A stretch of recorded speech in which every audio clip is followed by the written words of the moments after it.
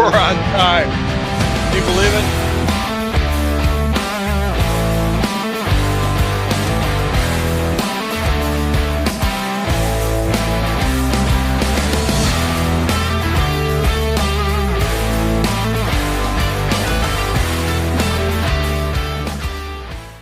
Hey, thank you. Thank you. We started on time. I still can't believe it.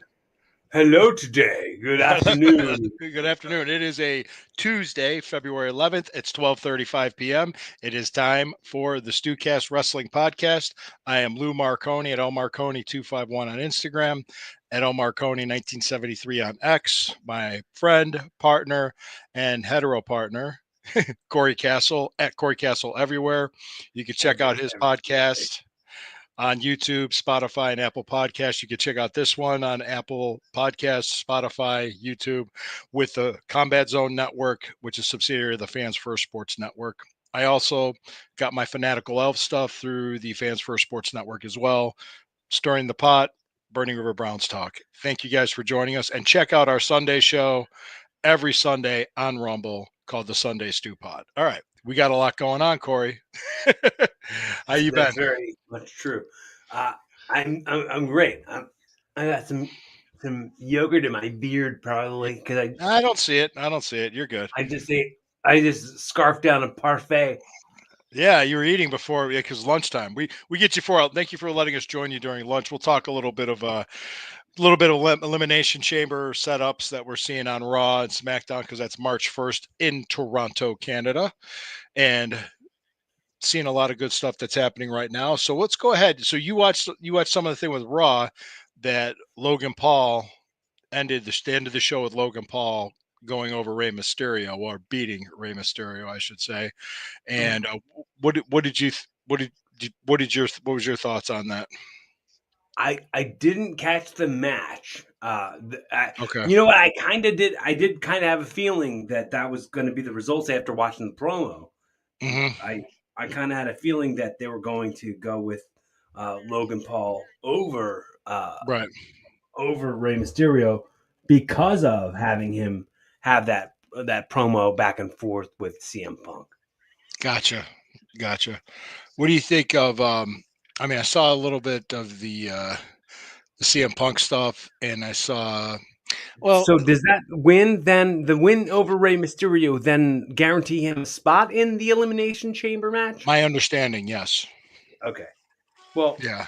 that'll be interesting. It'll be interesting to see, like, because what Logan Paul was saying was, this is something that will be part of your 15 minutes of fame. Maybe he overused it because he repeated it. Maybe he overexposed that line. But like in the reality of it, like Logan Paul is somebody who is internet famous, and wrestling and internet famous aren't the exact same thing sometimes. And like the internet might be familiar with CM Punk, but they'll definitely be way more familiar with CM Punk in 2025 because of his feud with Logan Paul if that moves forward. Because like I definitely see that being something that can elevate both people. Yeah. Absolutely. Then I saw the return of AJ. Right. AJ Styles came back. They did the thing with Dominic Mysterio, Right. which was interesting. Interesting to say purple skinny pants. Purple skinny jeans. It's purple skinny jeans. He goes, yeah, I'm talking to you, Carlito. And it's just like, the look on Carlito's face was like, damn, I am wearing purple skinny jeans. Yeah, you are, dude. Yes. Yeah, here's your man card. Right there you go.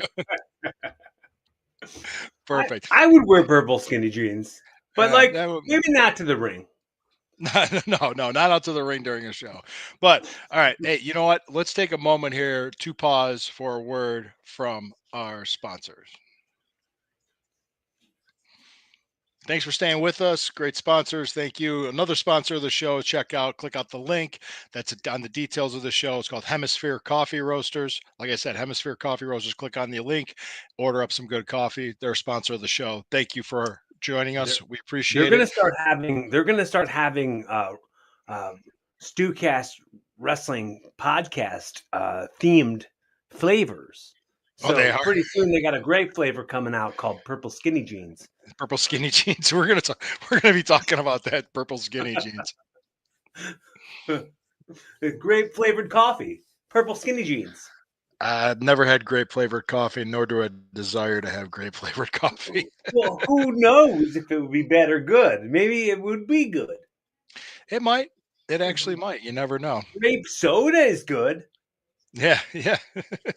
And it's not a fruit. Grape soda is not a fruit. All right.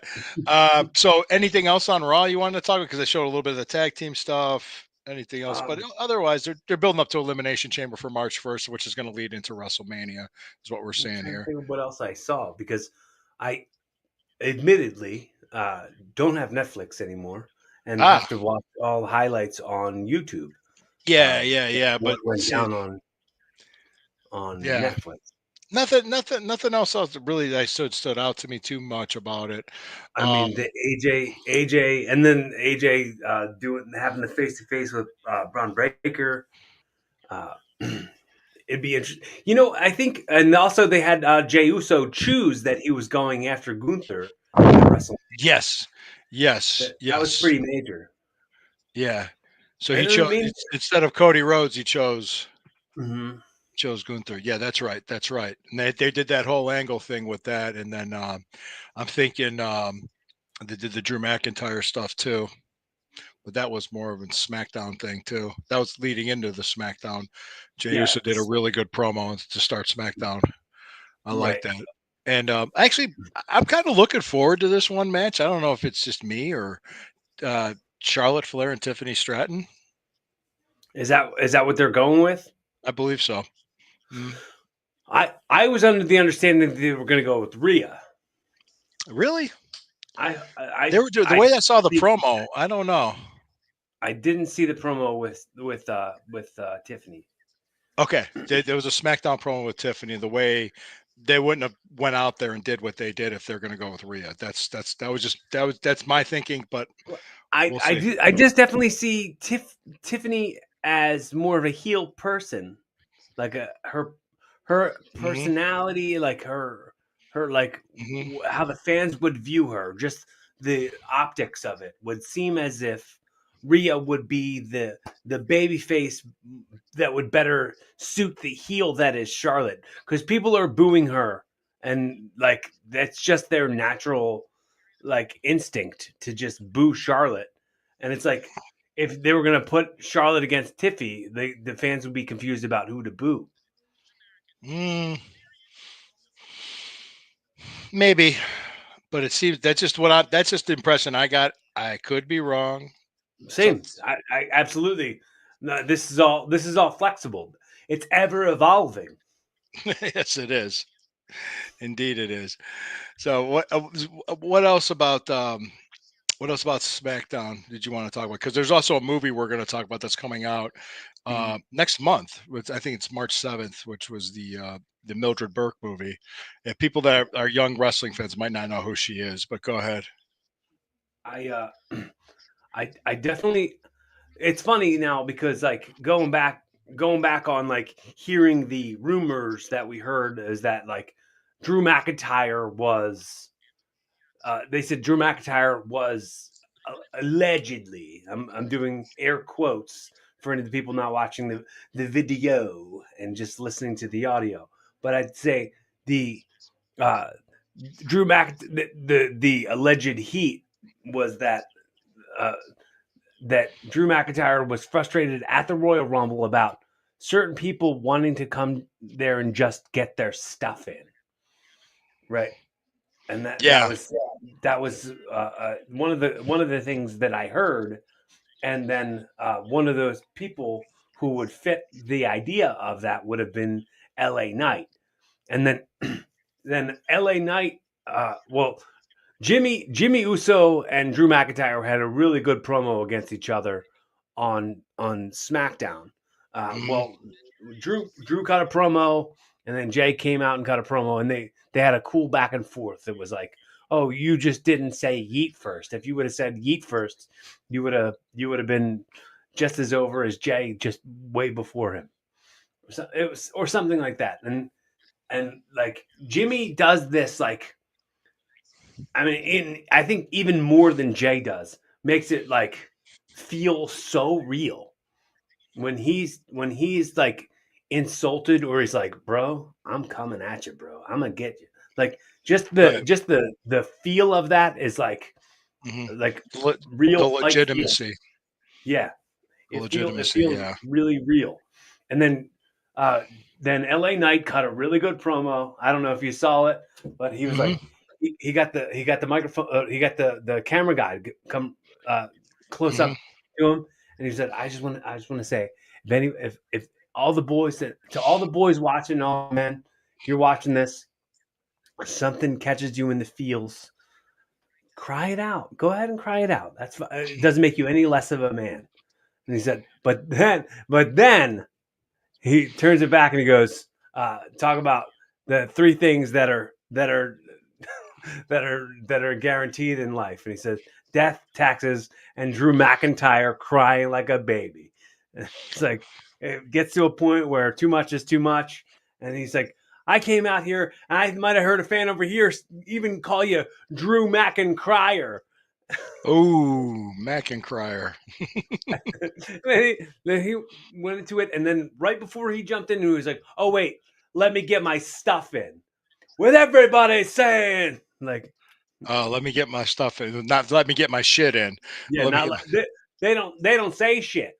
Nah, They don't say nah. shit backstage there. They say stuff. Yeah. I always liked that when I ever did an independent show. Can I get my shit in? Yeah. Yeah. It's not always about that, but I know. But go ahead, man. Go ahead. Well, I mean, it takes some finesse. You know what I mean? It takes some finesse to get around, like when you're structuring out a match, and like when you're figuring it out. Um, Hmm. you can really come at it at a way where like it everything factors in. Like you when I'm on any show, I always look at what's before me and what's after me. Like how do we stand out from that? How do we looking at what the show is, looking at like what kind of audience this is. There's a whole lot of different kinds of factors when it comes. But when you're looking at these nationally televised or worldwide televised uh, uh, broadcasts like WWE does, it might not be something you factor in because like it's the worldwide audience watching you do the thing every time. So it's less about the live audience reactions. And this is a funny thing. I was having a conversation with my friend Chris last night about it, about how like certain promoters care more about the live audience's Hmm. uh, experience than they do care about like the video. And forgetting that we're like in a social media age where like the, anything can go viral at any minute, and that's better for your overall gait or Hmm. whatever. So it's just a weird mix of juggle who in the f knows about what's best for business when the business is ever changing. That's true. I mean, I always liked that. We talked about this before, the Scott Demort story, when he heard the quote about a wrestler that he thought the way he sold was too. Luthez said Right. this about a wrestler that was too Uh-huh. cartoonish, didn't look real, it's not going to work. And it was Harley Race. Harley Race, yeah. Yeah. And it's just like, huh. It kind of makes you think about that, like where, the era I grew up in, or that I broke in, I should say, the era I grew up in, the era I broke in, it's different. It's completely different compared to today. And I broke Hey, in over 30 years ago. What's up?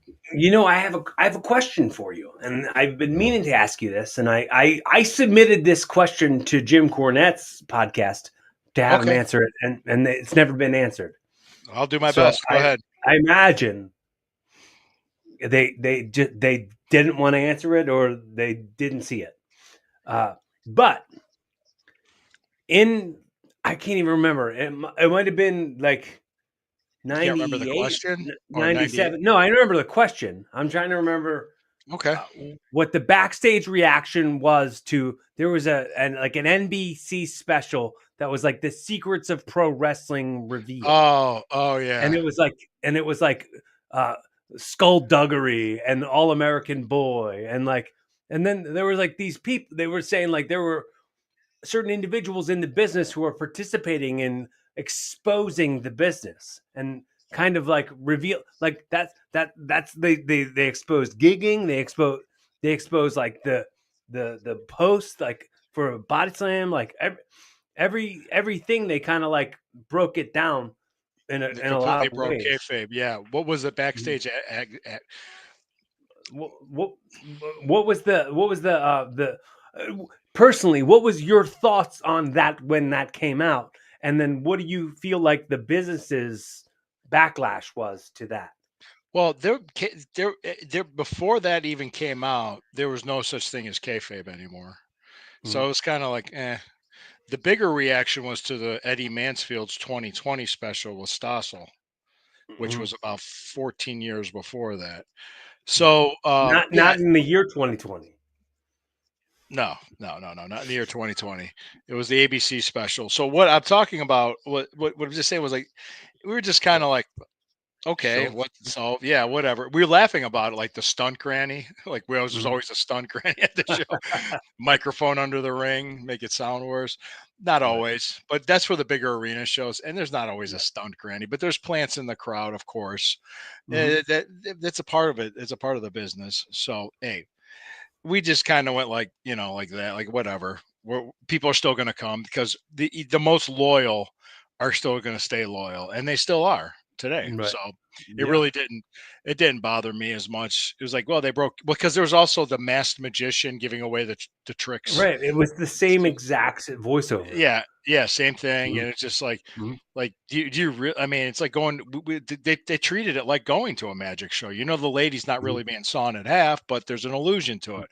Right. Let me get caught up in it. So that's what happens. So you get caught Mhm. up in the emotion. So people are still emotionally invested in their favorite wrestlers, regardless if it's a work or not. So, Right. but yeah, but it's a good question though. Hey, speaking of that, the Queen of the Ring. Good segue into that. The movie that's coming out March 7th. Did you see the trailer for it? I did. It looks really awesome. I can't wait. I Yeah. can't wait. Now you were given. We talked a little bit about this when we were doing the Stew Pot.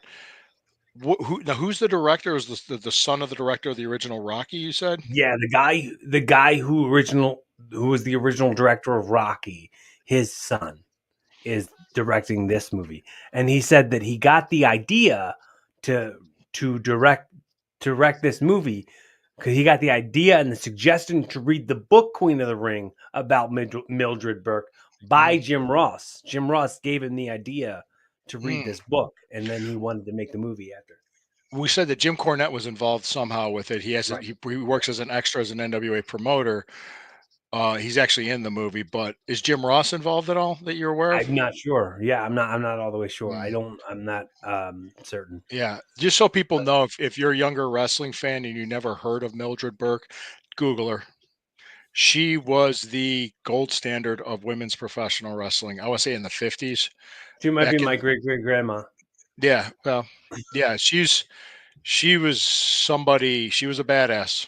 She was tough. Yeah. She was tough, and I'll tell you what, I give her all the credit. But that was a time there was a time when in the certain states, certain counties, certain jurisdictions, women's pro wrestling was illegal. It was against the law to have women wrestlers. And there's times I've even run into it. I've helped train some female wrestlers, and they'd had trouble getting work because the promoter's wife didn't want women on the show. Yeah, that's That a huge thing. Like just just the jealousy in it of just you existing in that locker room as a mhm. woman for a very long time in the wrestling business was was harsh. It was ridiculously harsh, and like you couldn't like live a life and be in that career and have nobody think that you're not still like sleeping around with all the other wrestlers on the show or something. Like Yeah, you automatically get a reputation just for being around the business as a female. yeah. and it's also too if anytime you have a relationship, whether actually like a husband and wife or boyfriend girlfriend, whatever, it's tough to be in the business and to be in a relationship in the business. They rarely does it last. I mean, I've heard of a few where they still have, but it's rare. Yeah. It's extremely rare. Being a it back then in the 50s for a woman to be a pro wrestler was I can't because I mean just being a wrestler at one time they kind of look at you sideways like there's something not right up here. Could you imagine being a woman trying to be a wrestler, especially back in the 50s? Wow, that's got to be Did tough. So I'm, you I'm very did interested you in this watch movie. the series, The Marvelous Mrs. Maisel? No, what is it? Oh, is that It was the on is Amazon that Prime. It was about her doing stand-up comedy, and it was about a woman doing stand-up comedy in like the 40s, 50s. Like mm, it's just like how I have the idea that like stand-up comedy and pro wrestling are on this level with me, like right exact. Uh, hmm the, Mrs. Maisel was Mrs. Maisel was like like this movie, but for stand-up comedy. right? So There you go. it would be an interesting way to look at it. I mean, that was a series, and it was definitely a whole other thing. hmm I didn't watch all of it. I watched some of it, and I was interested. But I mean, I think I'm definitely more interested in seeing the Mildred Burke story Yeah. and Well, kind of seeing their yeah. interpretation of Well, that book. in Luthez's book, the NWA World Title couldn't be defended on a show with women. Wow. It was in that's the way it was back then. Hmm. They couldn't be gimmick matches either, like midgets, dance bears, or whatever, like wrestling bears. They didn't want to take away from the title, which they Right. held this esteem and respect. Like he even thought, like him being the world champion, he should have been flying first class, but they flew him in coach. It was just stuff like that, you Mm. know, back then. But yeah, it's gonna be an interesting thing. March 7th in theaters for that, and like I said, WWE you said was involved in the beginning, but not really Yeah. did too much with this.